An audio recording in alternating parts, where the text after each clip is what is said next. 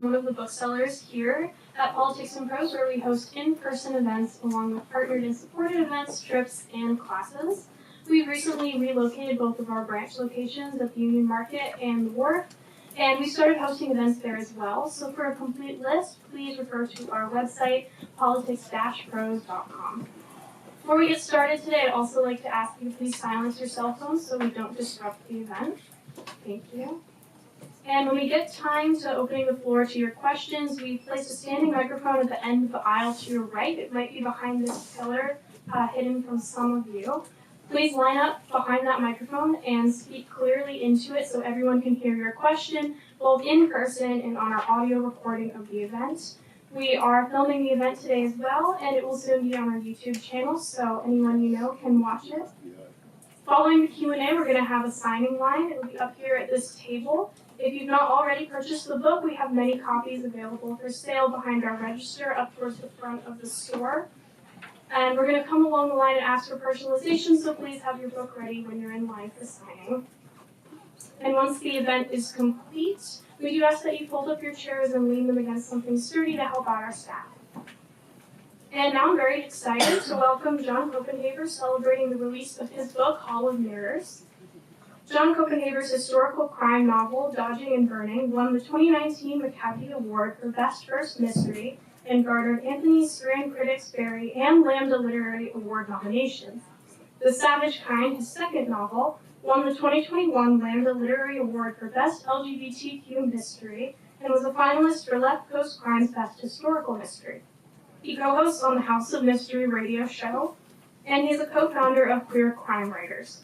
His novel Hall of Mirrors, which is the sequel to The Savage Kind, is a twisty atmospheric noir about DC in the 1950s, providing an in-depth exploration of misogyny, race, and homophobia during the age of McCarthyism and the Lavender Scare. Copenhaver teaches fiction writing and literature at Virginia Commonwealth University and is a faculty mentor in the University of Nebraska's Low Residency MFA program. He lives in Richmond, Virginia. Today, John Copenhaver will also be joined in conversation with Tara Laskowski. Laskowski is the author of the suspense novels The Weekend Retreat, The Mother Next Door, and One Night Gone, which won the Agatha Award, McCavity Award, and the Anthony Award.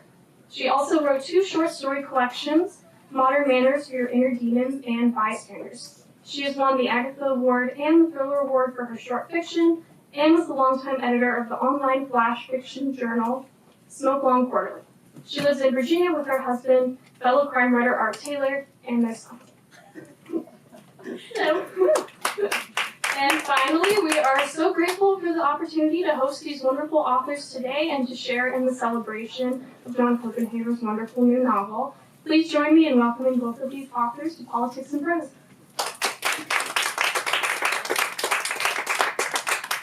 Hi, everyone. Thanks so much for coming out. I'm Tara.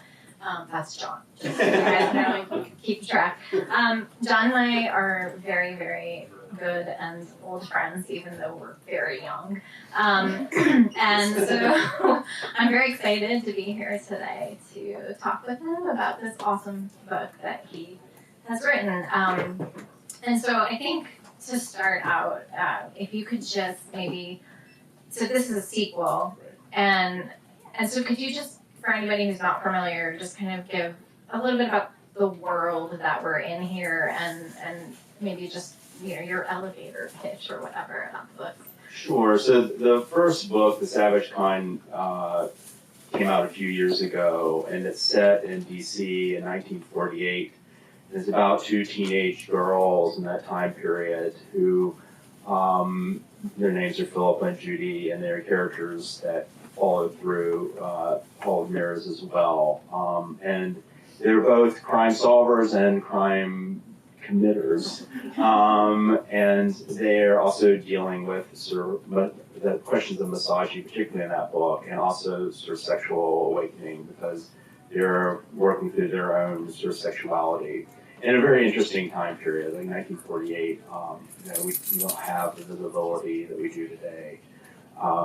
Meanwhile, it's a crime story. So there's a murder, and the plot unwinds. So we moved the 2 girls for the Hall of Mirrors in 1954, And this is the age of McCarthyism in DC, particularly the Lavender Scare. And I introduced a new character in Hall of Mirrors named Lionel. And Lionel is one of a writing duo, two gay men who also write under a single pseudonym. And that pseudonym presents as straight, white, crime writer, kind of tough, hard-boiled character, or author of, I should say, who writes hard-boiled characters. One of the two men that dies mysteriously in the fire. And so Lionel wants to figure out what happened to his lover, and Judy and Philippa come in to help him out. And there's a lot about the Lavender Scare, which is a subset of McCarthy era, which I found less and less I have to tell people about because these gains in visibility. But it was when gay men and women were booted from the federal government because of their sexuality. And they were thought to be security risks, and because they could be blackmailed for their sexuality and state secrets could be gained. This is sort of fear of communism infiltrating our government. Most of it was a way of using and leveraging power. And so that's in the background. Meanwhile, there's sort of a mystery in the foreground. So in terms of, so this is historical, and I'm really curious about the research. Obviously, because you're moving them through time, right? So they're getting older and things are happening. And so, is that a nightmare of a process to do research, or do you like it? I've heard from a lot of people who write in a different time period that they can easily get sucked into that research and prevent them from writing, whereas I have lots of ways that I can be distracted from writing. But I'm just curious, how you went about your research, and also then this is a big question, but not only how you researched, but then also that balance of putting all of that historic information in and the backdrop, while still the story is first, right, and the tension is first, but you have to get that information in. So how do you do that when you're writing? Yeah, well, I think that generally speaking, my rule of thumb is that you want to, defer to the story. First and foremost, my job as a writer is to tell a gripping crime story. It's a mystery. I think Hall of Mirrors sort of tips over to thriller at times as well. And I think that, readers come first for the story, and we all do. And so I don't want historical background to weigh or distract from the story. However, there's something that I'm, setting out to sort of say. And so I want all the necessary information about that time period to be there. Now, in terms of research, some of it, I researched the Lavender Scare and, of course, this time period. And my very first book, which is Standalone Dodging Burning, I did a wealth of sort of studying about the time period. It's set in the mid-40s and the end of the war. And one of the big problems with that is there's tons about the time period, but very little about, their lives at the time.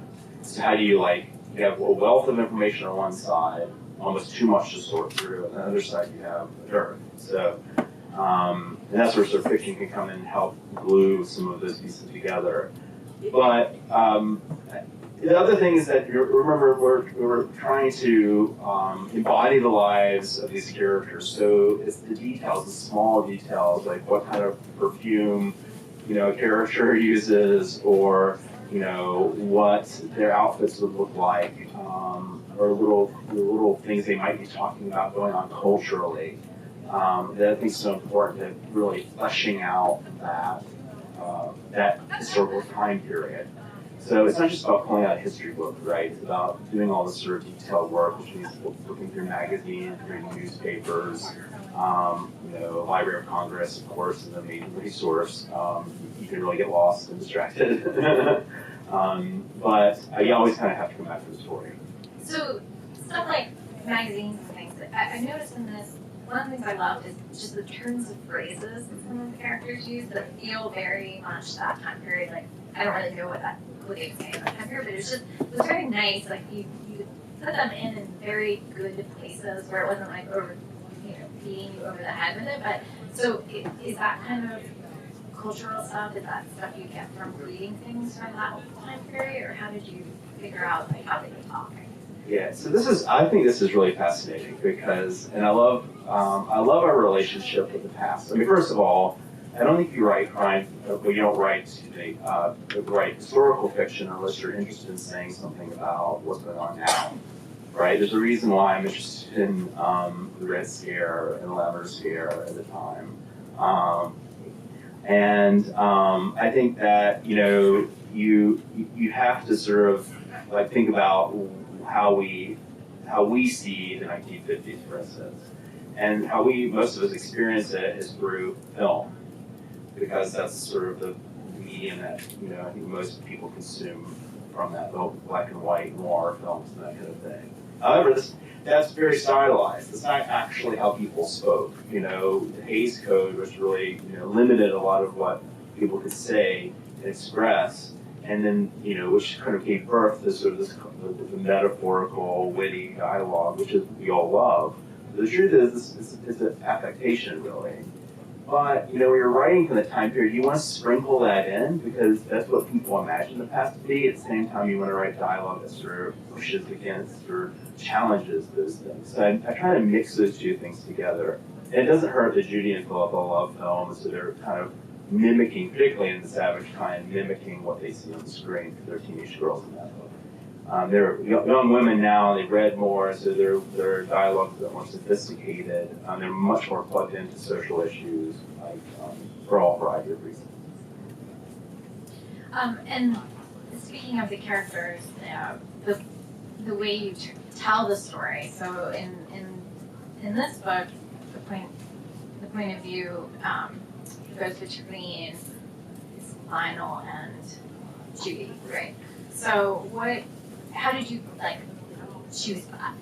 What was behind not using Philippa, for example? Right, so to give you a little foreground, the Savage Kind, the first in the series, is set up as a series, for the most part, a series of diary entries, some from Philippa's perspective and some from Judy's perspective.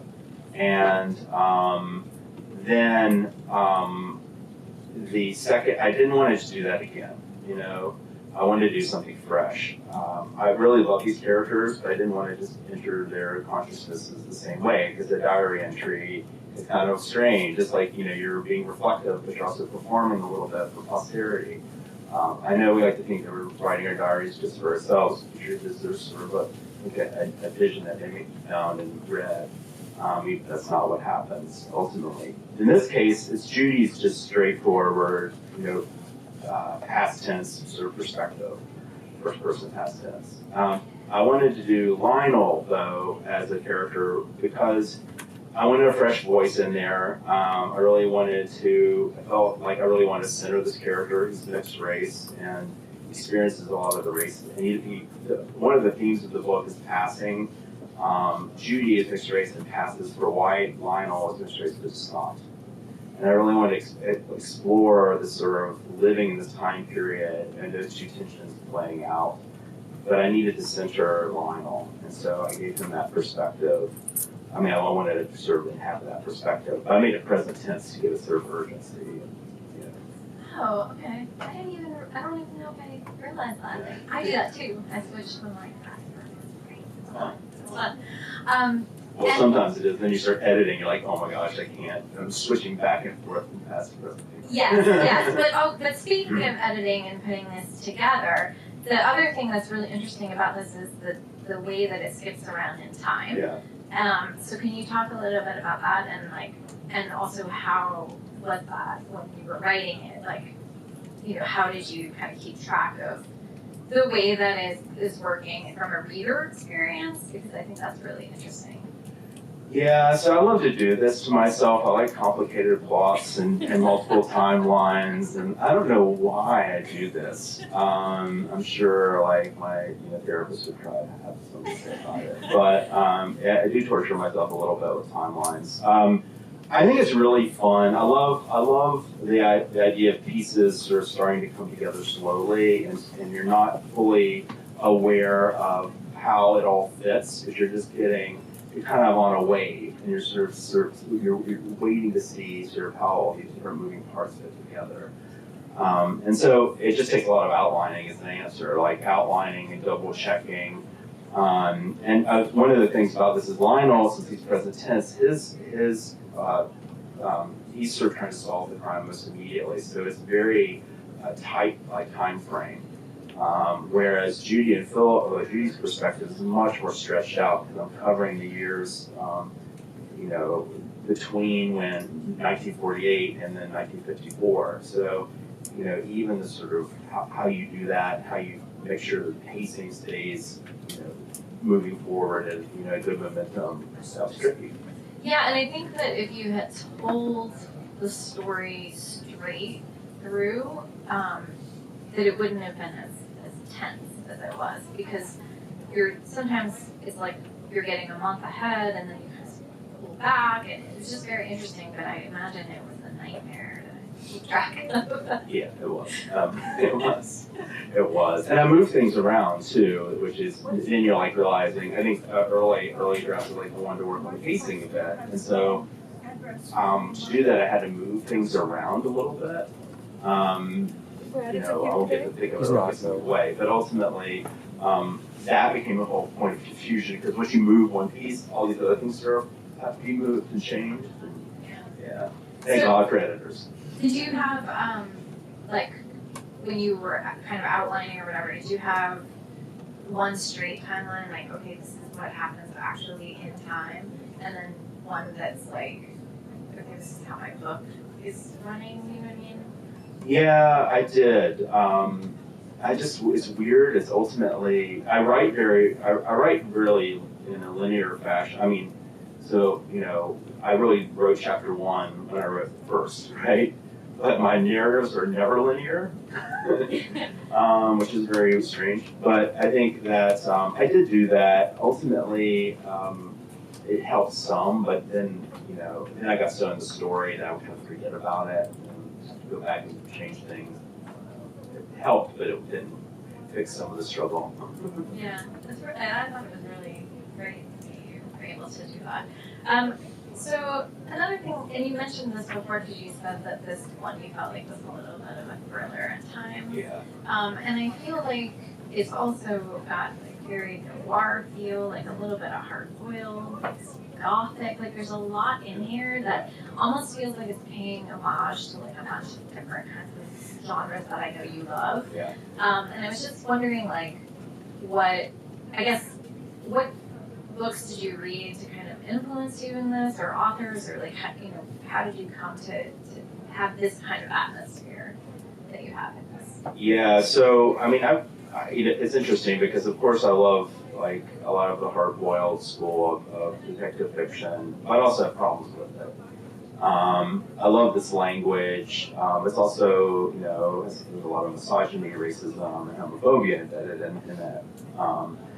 And so, and all my books kind of have a female sensibility to them. I have a lot of female characters or gay characters. And so one of the places or sources that I look for that sensibility is a lot of the great female Gothic writers. The girls are fascinating. They love Wuthering Heights, and their relationship is kind of a Byronic relationship. Like Judy is, Heathcliff, and Philippa is Catherine. Or they kind of see themselves that way. I mean, it's not, exactly that, but there's sort of a dynamic there. And I think there's that sort of Gothic that helps inform their sensibilities a bit. In terms of, I think, and it's also the kind of literature that they tend to be more into. They love the hard-boiled stuff too. There's always an homage going on, because I love it all in different ways. But also want to have a conversation with it as well. Very interesting. Let's see, what else can I ask you? Oh, let's talk about the title. Yes. So I love the title. I love the cover. It's so cool. And as I was reading this, like, I'm not going to give any spoilers, but there's definitely like things in it that make the Hall of Mirrors such a like good title. Like when you think of that, you think of reflection and like bouncing off and stuff. And there's definitely that going on almost as a theme, and even the the four kind of main characters here are very parallel in very interesting ways. So, when did the title come to you? Like, and did you sort of pull in things because of that title, or did you come to it later? It's really interesting. So, doubles and mirror images are a huge noir theme. So I'm not inventing this thing. And the girls are arguing at one point about their favorite like crime drama, and they're arguing in a fun way with Lionel and Roger, the gay couple, and they love the lady Shanghai, which is of course got a very famous Orson Welles film, Hall of Mirrors or Funhouse mirror sequence. And I think doubles are all over the place. We've got Philippa and Judy. Judy's mixed race, but does pass. Lionel is mixed race, doesn't pass. They're also queer couples, and so there's that's sort of echoing through. There's also a theme of vanity, and I think that is really plays a role too, like the mirror image and looking at oneself and not really understanding what you see or having it reflected back to you accurately. So there's just so much, a mirror just sort of has so much potential.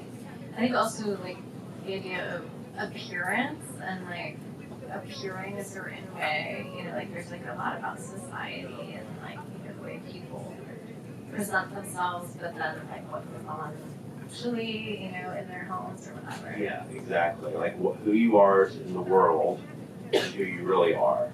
In some cases, that's because you have to, because if you're a society that is not hospitable to gay men and women, it's not hospitable to people of color, if you have the ability to pass, you might make that choice because it gives you some agency.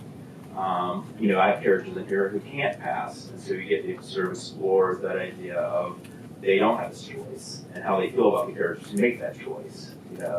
And same for like Lionel and Roger are writing under sort of decidedly masculine pseudonym Ray Kane, and they're selling their books under a white face because that's who will buy your books, that's how they make some money. But what happens when that gets upended? Yeah. But then you also have people who are out there pretending to be very proper and good, and really there's a dark side. Right, of course, it's a mystery, and people are concealing things, and they aren't who they say they are. I'm very interested. I think this is true for all my books. I'm very interested in characters who can't quite see themselves for the evildoers they are. I think this is true. Like we're all like heroes in our own story. So even Moira, who's a recurring character, who's a pretty terrible human, sort of socialite figure, modeled after, if you know the movie Manchurian Candidate, after Angela Lansbury character, who's just wonderfully evil. But I think that she doesn't see herself necessarily as terrible. And so I'm very interested in that too. Yeah. So speaking of terrible characters and just deliciously writing them, so who's your favorite? Like who's the most fun to write, and who is the hardest character to write and get into their head? I think the most fun I had was, it's always Judy, because Judy just says what she thinks, and she doesn't pretend a lot, and I think that's always fun to write because you're just absolutely 100%, real. She doesn't know a lot about herself though, and she makes some choices, but the characters are having that point of view. There's not a lot of lying to herself about things. The most difficult character to write, I think probably was Lionel, but I had a lot of fun writing him. I wanted to get him right, and so I had to do a lot of research and thinking and rethinking and making sure that he had the layers and complexity that I wanted him to have. So it was sort of a challenge I posed for myself that I enjoyed, if that makes sense, but it still felt like it was harder work. Yeah. So your Dodging and Burning was a standalone, and then you wrote The Savage Kind, and now you're writing kind of a sequel to this. I'm curious, was this easier in some ways to write because you knew a lot of the characters and had done that sort of world building, or did it pose like its own challenges? Yeah, it definitely posed its own challenges, but having the world in place was helpful. I also, before I published Savage Kind, I fully outlined it. And I will never really go back to not outlining because it was it felt good to have that structure in place. Even if I broke the structure, it felt really good to have it. And that helped a lot. It helped me write a lot faster because I wrote The Savage Kind without initially an outline. Eventually, got about 100 pages in, I had to figure out what the hell was going on.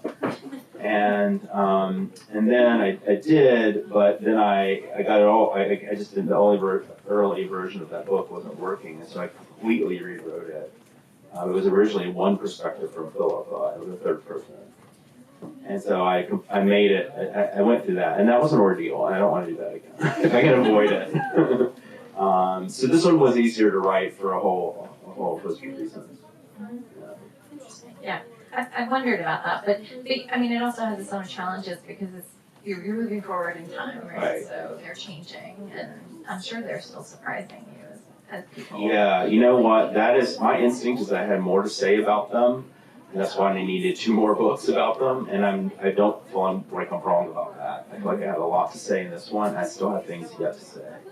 So that's, for me as a writer, that's the most fun to be had, is to sort of discover these characters as honestly as they kind of discover themselves.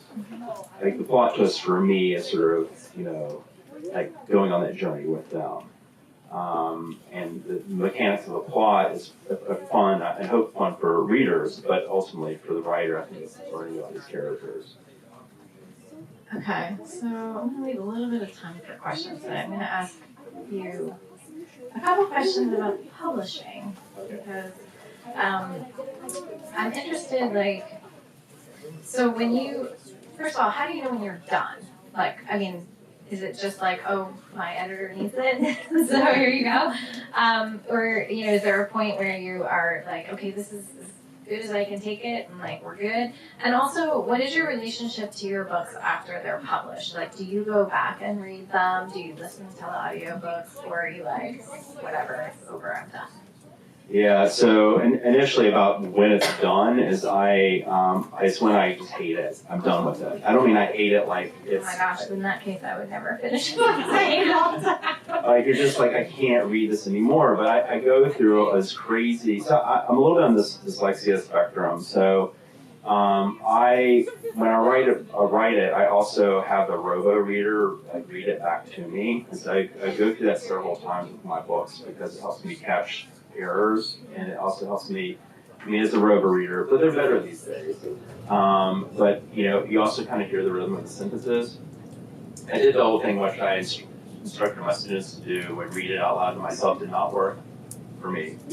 I didn't see it, so I have to do that. So it's great editing to have that done. You start being able to cut away a lot of the extra language. You kind of look at a metaphor and you're like, what's the core of this metaphor, or what's just extra, what's weighing it down. So I think on the sentence level you can do that.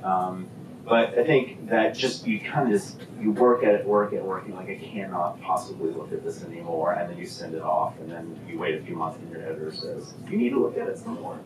But I think that's sort of it. After it's out, it's out. I really, other than to read it for events like this, I don't sit around looking at it occasionally unless I need to reference something. I do listen to the audiobook for like a chapter or 2 just to make sure it's okay. But usually I get to participate in the selection of the audiobook narrator. I do, yeah. And so I kind of know initially I have been able to do that. So, but I don't really want to hang out reading it because you're always going to find things that could be better, and you don't want to. Even readers probably won't notice necessarily, but you'll be there noticing. Yeah, so Do you do that, or what? oh my god, no. I also get my audio, like I get a couple to choose from in the audio narrators.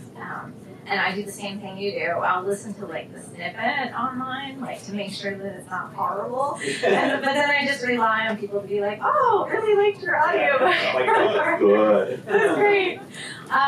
And in the same way, I'm curious about like how you feel about reader reviews, because I tend to shy away from reading reader reviews because I just am like, you know what, the book's out and it's in the world and I can't control it anymore, so go forth and react. But Yeah, I read any professionally published reviews, but I don't read Goodreads and stuff. I think that's really for readers, you know, and I do sometimes peek at the Amazon stuff, but honestly, it's just, I don't know if it really, for me, every book's like, I know I'm writing a series, I have these same characters, but I do feel like I'm reinventing the wheel with each book. I'm always putting some, I guess, challenge for myself that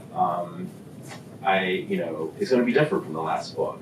So, I know some writers do read reviews, and some people say read the 3-star reviews because sometimes they have the critical feedback. I'm like, I don't. I'm sure they might, but ultimately, I think it's not necessarily stuff I apply forward. And so I think it's always a different thing. And I have some great, I feel like the team, like my agent and some of my editors, are really, I feel like they really do shepherd me to a place where I think that when I'm publishing is both my book, but also, shaped in a satisfying way. I guess I'm confident about what I've gave to the world. yeah, and I think too, like there's, the right readers will find your book, and like some people won't be the right readers. And one of the things I like to do when I finish a book that I really love is go on Goodreads and read all the 1-star reviews of it. Oh yeah, I do that too. It's a great reminder that not everybody is gonna it could be the best book. You just think it's the best book, and not everybody's gonna. Oh no, yeah. Oh yeah, it's funny to even go read classic. Go read James Baldwin or someone. You're like all these people. I mean, everyone's going to come at a book from a different perspective. It's not good. There's no one size fits all. Right. And so yeah. Yeah, it's like Moby Dick, 1 star, too much fish. Exactly. Okay, one more. Let's see. Do you want to answer what the scariest place you've ever been is? The scariest place I've ever been? Oh, this is not totally random. I will say yes, that I have an author Q&A interview series that I do on my website that's called What Scares You, and I ask people about their fears and terrifying things all the time. And John actually did that interview several years ago now. It's great if you want to look it up and read it. But so I told him I was going to ask him a specific question. So do you have a place that terrifies you? That terrifies me. It's interesting because I think that I do believe that places can, I'm working on a ghost story now, so contemporary.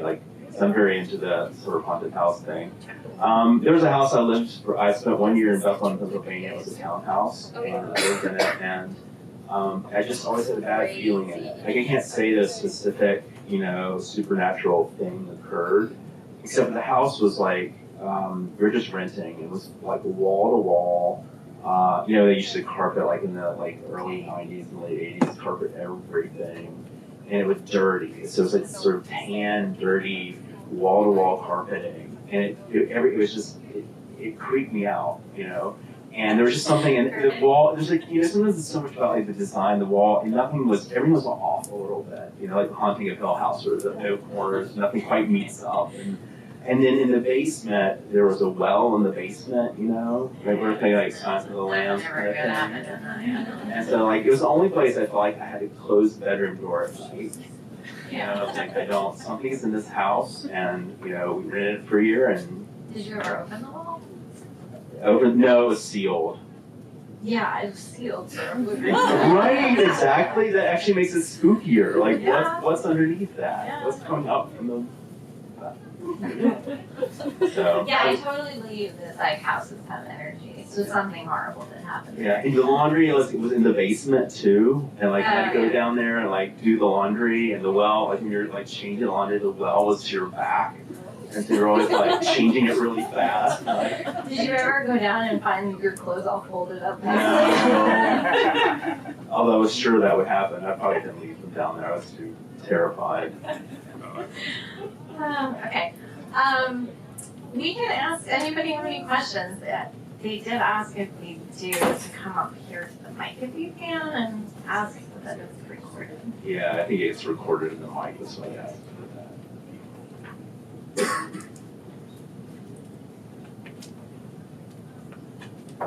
that. Hi there, thank you for this. Without spoiling anything, the Savage Guns ends with a pretty clear sequel hook. Did you write that with any idea of what you were going to do with the characters next, or did you just know that you wanted to revisit them in some way? Yeah, so I did. In fact, so I outlined both this book and the third in the trilogy. And so, in fact, a friend of mine asked about that because the sequel hook in that one actually casts a shadow to the third one more than it does this one, which it was by design. Okay. So without giving anything away, there are answers yet to, there's some things, some threads that I've tried to work through, and you can pick up on them in Hall of Mirrors, but you will find their sort of conclusion in the last book, which is tentatively called Goddess of Love. Goddess of Love, yeah. Interesting. Thank you.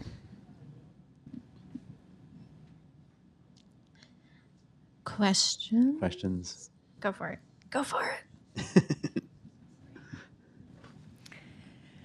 The longer I teach, the more I find that I think about books for my students. Yeah. And so I'll get to the end of a great book and I'll think, oh, this is 300 pages too long. And I know that you write and you teach. Yeah. And I wonder, how does your teaching impact your writing? Yeah, well, Savage Kind is about teenage girls. So, I mean, clearly, dealing with high school and of course, it's 1948, so it's different, but not all that different.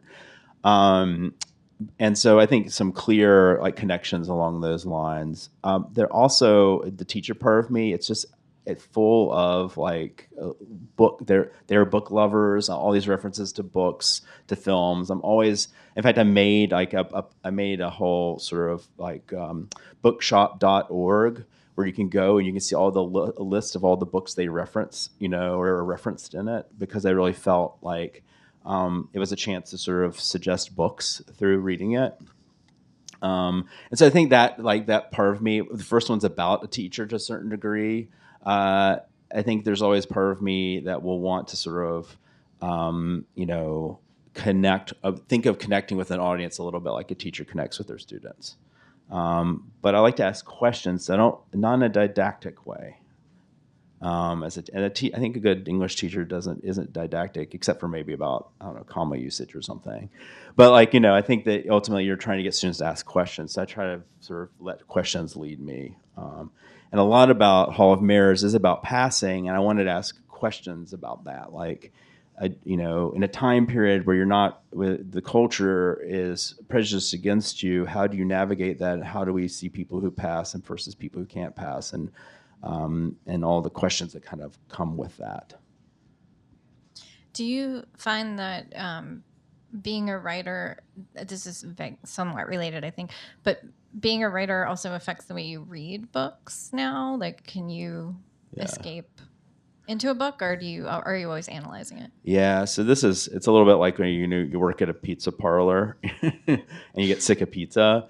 I don't get sick of reading, but I am an analytical reader when it comes to reading fiction, and I enjoy nonfiction just for the fact that I don't really sit around analyzing it very much. I just sort of digest it, and I think that I'm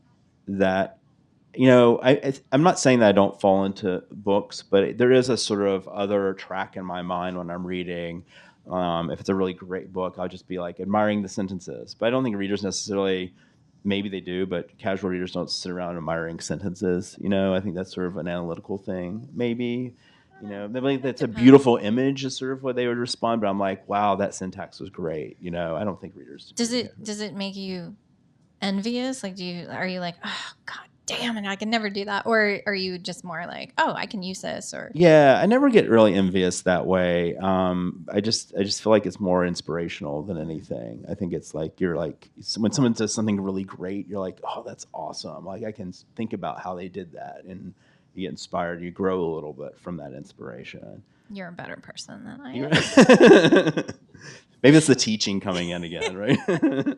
Do you read, like, can you read in your own genre, or like, do you tend to, I read a lot. I read a lot in my own genre to stay educated and to support other writers, particularly other queer writers. So I read a lot of queer crime fiction because there's this is Pride Month and there's so much out there that I think people are still discovering.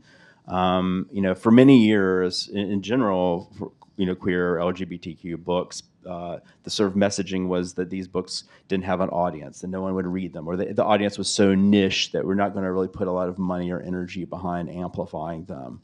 And I think right now, things are changing, and then with the sort of despicable book banning going on, it's had an interesting sort of counter sort of impact, which is that it's heightened awareness.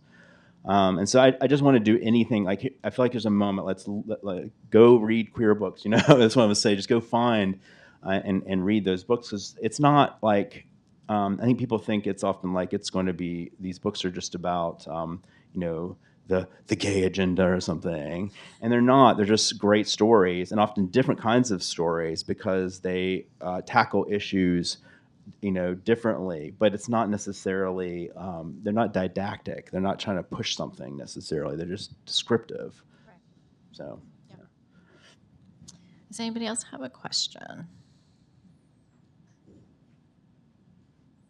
I think they do. I think they're afraid. No? There's something intimidating about coming up to the mic, I think, that. Oh, yay! Hey, Karen. You had recently written an article about writing as an other, Yeah. and what you had to pay attention to that, especially writing characters who are passing as biracial, or they are biracial and passing as white or not. Can you speak a little bit about that and what you learned in that process?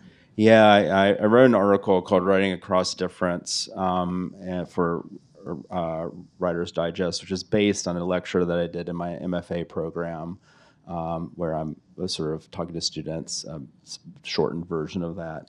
And I'm passionate. So probably a lot of you are aware of sort of the kind of discussion around writing, from a perspective that's not your own, particularly if you are in a privileged class, writing from the perspective of a marginalized class. And I think one of the things that's difficult about it is that it seems this sort of knee-jerk sort of right thing you think to do is to sort of say, no, stay in your lane, don't write across difference. I had a good friend, a writer friend, who said she would never actually write from the perspective of a marginalized character. She would put them as like cast members, like sort of side cast members in her stories, but she would never actually inhabit that. And at first I was like, and then I thought, no. Like I said, no. You're what you're doing is you're just marginalizing them again, because you won't make the empathetic gesture to actually try to write from that perspective. So you're still putting them on the sides.